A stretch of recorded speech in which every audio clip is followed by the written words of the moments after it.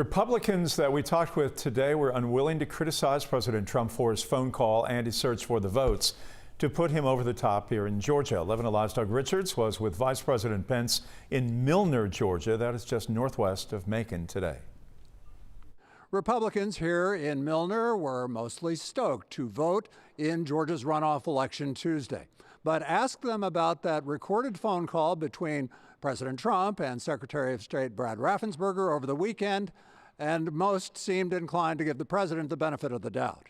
I don't know that our state is really doing everything it can to investigate. Ruby Cannon was among the hundreds of people who mostly filled a church sanctuary to hear Vice President Mike Pence make a pitch for voters to support Republican Senators David Perdue and Kelly Loeffler.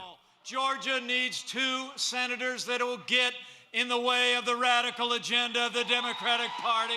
Pence did not mention the recorded phone call between Trump and the Secretary of State's team. Loeffler and Perdue were not in attendance.